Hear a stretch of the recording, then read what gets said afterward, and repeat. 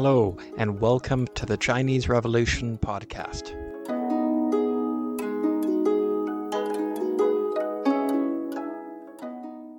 Episode 3, Silver in the Qing Dynasty. This is a special introductory episode. When researching the Opium War for the next episodes, the importance of silver in the Qing Dynasty stuck out. It seemed interesting enough to be worth a special episode. Let's see if you agree. Since the tax reform in China during the Ming Dynasty, many taxes needed to be paid in China in silver. When the Qing Dynasty defeated the Ming, the new regime also took taxes in silver. But China did not mine sufficient silver, and it did not officially mint silver coins. The government therefore demanded silver without controlling much silver production or any of its coinage. There were copper coins, which the Qing did mint, but those were usually in smaller denominations and used for ordinary transactions. So there was a large demand for silver in China, which continued in the Qing Dynasty. But where did the silver come from? Some came from mines in Burma. There was a bit of mining in southwest China. But the integration of the Americas into world trade was very significant. The Spanish were shipping large amounts of silver from the Americas. The Spanish also conquered the Philippines and controlled Manila by around 1571.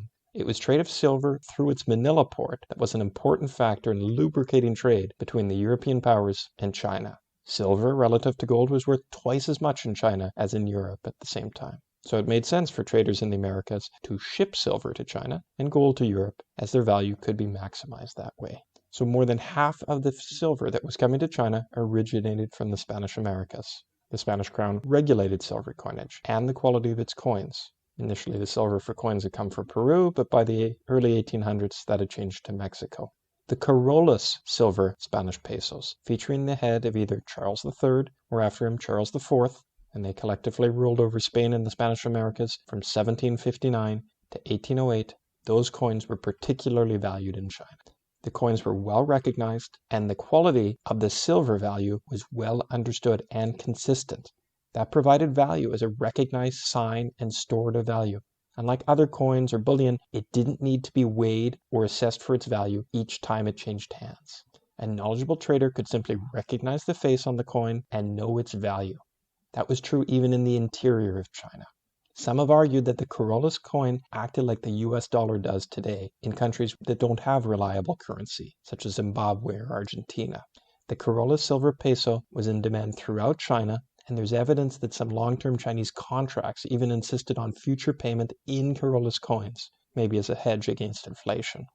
The issue of inflation came up in the Qing Dynasty, especially in the 1800s, because in 1808, Napoleonic France invaded Spain, and control over its colonies was impacted. The process was gradual. Over the next 2 decades, many former Spanish colonies, like Peru and Mexico, gained independence. During the independence struggle and after, various regimes issued coins of different looks and qualities. Now, in the first years after 1808, this didn't cause much trouble in China, as there were still plenty of Carolus coins circulating. There were even some more minted in the Americas in the early years, as that is what the coinage facilities were used to producing. But as supply was disrupted and less reliable coins began circulating, Carolus coins became scarcer. We should be clear, those particular coins became scarcer, in part because no more were coined, but also because of their demand in China, so their value increased. They actually became worth more than their weight in silver. They were well known, they were reliable for their silver content, and they were preferred over other coins. It then became profitable for foreign traders to bring Carolus coins to China and to trade them for silver ingots. The coins were preferred in China over their equivalent in silver bars or other coins, which had to be weighed each time and assessed before they could change hands. So for commerce and loans, people would prefer Carolus coins as a premium form of silver. Foreign traders took uncoined silver of a higher value for those particular silver coins that were in demand in China. A foreign trader could make money trading silver for silver, as long as it was Carolus coins going to China in exchange for higher value pure silver in its rawer forms like ingots or irregular coins coming out. Now, to be clear, foreign traders weren't only trading silver. Tea and silk from China were in big demand elsewhere. And as we will see, opium, along with Carolus coins, was in demand in Qing Dynasty China.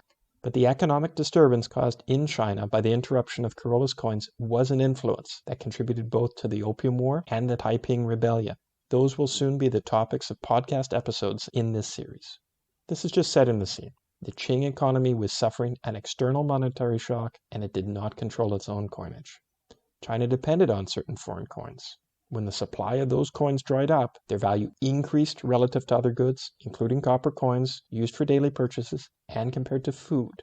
With the shortage of reliable silver coins and the trading of them for increased amounts of pure silver, which left the country, there was a reduction in overall silver in China. There was an increase in the relative cost of other items like copper coins and rice. This seems to have created both a recession or depression and inflation, where the amount of rice or copper coins it took to buy a silver coin increased dramatically. Unrest and mass protests were recorded specifically based on the rising cost of silver.